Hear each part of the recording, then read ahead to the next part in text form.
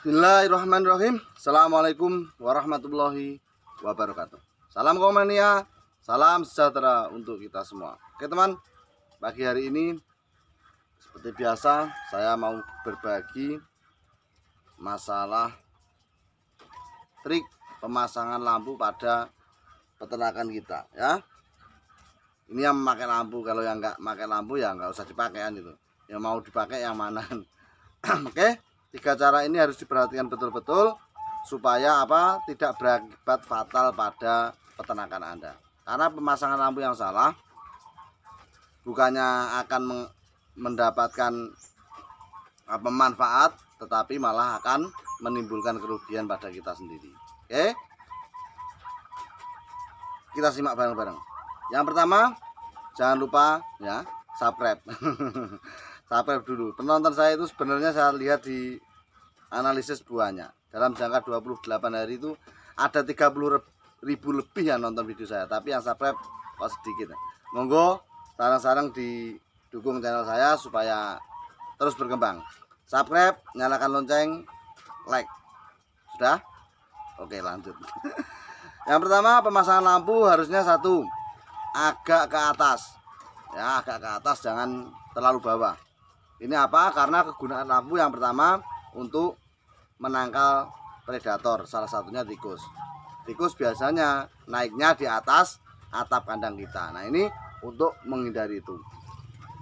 Yang kedua, loh, Mas, kalau dipasang atas apakah tikus nanti nggak lewat? Ya tetap lewat. Namanya tikus nggak bisa diatur kan itu. Tetapi paling tidak kalau keadaan terang itu tikus akan berkurang untuk aktivitas di situ. Yang kedua, usahakan pemasangan itu bisa menolak cahaya dari luar masuk ke kandang kita. Ya. Kalau cahaya dari luar itu masuk ke kandang kita, biasanya kutut kita akan gelabak. Tak tutup dulu. Makanya saya sarankan pemasangan lampu itu harusnya bisa menolak cahaya dari luar. Kalau tidak bisa menolak, minimal bisa meminimalisir cahaya yang masuk ya. Jadi kalau keadaan kandang kita terang, itu kan cahaya masuk juga berkurang kan itu. Nah, itu kegunaan lampu seperti itu. Kalau sempat cahaya masuk, biasanya kutut kita akan labak. Nah, kutut kita akan labak. Makanya saya sarankan pemasangan lampu itu diusahakan bisa menolak atau meminim cahaya luar yang masuk, entah itu dari senter ya, entah itu motor yang lewat dan lain-lain. Intinya cahaya yang masuk, bukan rembulan ya. Kalau rembulan kan tinggeng,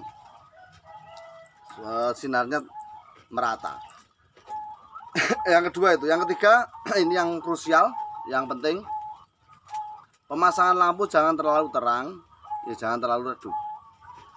Kalau terlalu redup itu nanti juga akan merepotkan perkutut kita. Dalam arti apa? Dia kembali ke sarang susah.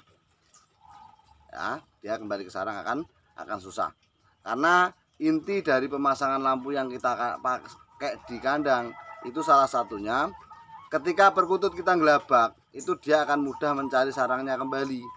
Kalau yang punya telur dia akan angkrem lagi.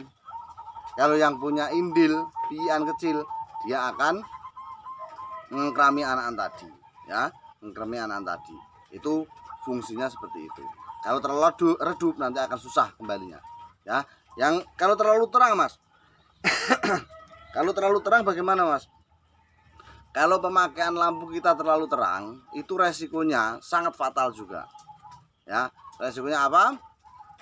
Kalau lampu kita pemasangan terlalu terang, nanti akan mengakibatkan perkutut kita di malam hari itu aktivitas ya, tidak istirahat, aktivitas. Entah kenapa kadang terbang-terbang sana sini, apa dikira masih siang. Nah, itu salah satunya, itu waktunya istirahat buat aktivitas. Ini akan sangat merugikan kesehatan perkutut kita. Makanya jangan terlalu terang. Ini salah satunya. Terang itu bisa membuat perkutut kita aktivitas di malam hari, dan itu sangat merugikan. Ini yang pertama. Yang kedua, dari lampu yang terang tadi resikonya adalah yang ini, yang terakhir ini yang sangat krusial. Perkutut akan makan di malam hari. Nah, ini yang saya lakukan, yang saya teliti bertahun-tahun dari ternak saya. Itu yang paling fatal, itu perkutut akan turun makan di malam hari. Lu Mas, bukannya kalau anakan di malam hari makan lagi akan membuat dia cepat besar dan pertumbuhannya cepat? Ya, itu secara teori. Tapi secara pengamatan saya, kalau perkutut makan di malam hari, itu yang saya rasakan adalah perkutut kita akan lemak, baik itu anakan ataupun siapan, apalagi induan. Ini juga akan beresiko lemak. Karena apa? Kalau induan, lu Mas, katanya kalau induan makan pur aja nggak ngelemak, ngapain makan di malam hari ngelemak itu? Karena gini, sepengamatan saya, perkutut induan yang makan di malam hari ini, makanan yang dia makan tidak akan tersalurkan ke anakannya. Ya, dia makan sendiri, dia cerna sendiri. Nah, di sini makanya induannya akan mengalami ngelemak tadi. Ya, itu. Jadi kenapa induan bisa ngelemak? Itu biasanya karena, kalau pakai teori saya ya, Mas, saya kok pakai teori Masan, pakai pur, millet, gini-gini, kok masih ngelemak, Mas? Ini biasanya lalu Anda pakai lampu Anda terlalu terang di malam hari, akhirnya lampu perkutut kita turun untuk makan. Ini sangat fatal akibatnya ya, ngelemak tadi. Kalau masalah ngelemak bagaimana bisa dicek di video saya yang lalu. Akibat perkutut ngelemak itu bagaimana ya, dan cara mengatasinya bagaimana disimak di video yang lalu.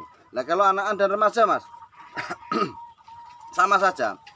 Anakan dan remaja yang makan di malam hari itu akan mengalami obesitas. Bener, ini yang saya amati loh ya. Jadi saya cerita pengalaman saya, bukan cerita orang. Ini dipakai monggo enggak ya monggo. Jadi anakan dan remaja yang makan di malam hari ini biasanya akan obesitas. Perkutut kelihatan besar-besar, tetapi dia ngelemak, bukannya sehat. Ya, dia ngelemak. Kalau perkutut sudah ngelemak, ini kalau lemaknya masih encer, ya. Loh, cara mengetahui lemak bagaimana, Mas? Ditengok duburnya. Kalau dubur perkutut kita itu ada kekuning-kuningan yang tebal, ya, apalagi sudah mengeras, itu namanya ngelemak. Kalau masih lembek, masih mudah diatasi. Kalau sudah mengeras, susah. Nah, kalau perkutut kita mengalami obesitas yang masih kecil dan remaja, jangan harap akan produk dalam jangka dekat. Susah, ya, susah. Apalagi kalau masih kecil sudah ngelemak, ini susah banget, susah banget. Makanya saya sarankan pemasangan lampu itu usahakan jangan terlalu terang. Kalau terlalu terang resiko ngelemak, ya.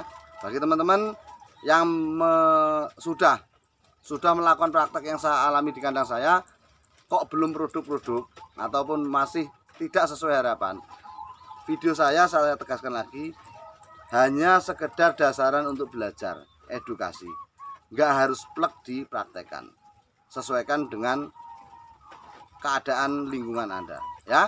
Amati, tiru, modifikasi ciri-ciri Anda peternak yang cerdas. Oke, salam ngikutut sopoy patut.